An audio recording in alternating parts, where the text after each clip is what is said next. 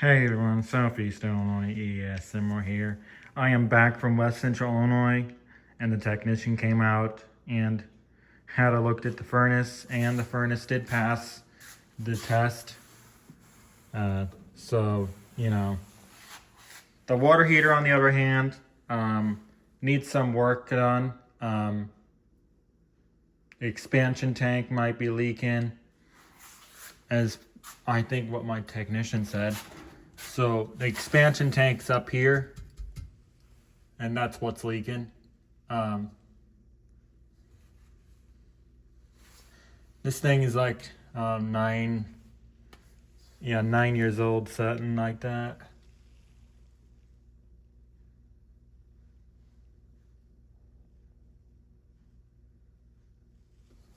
I mean, they took a look at it, but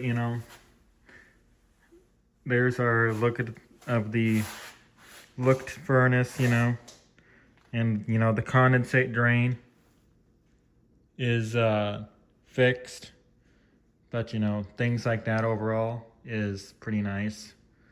And so when things are serviced, they last longer. Of course, this furnace is getting to the point where it needs more looked at. So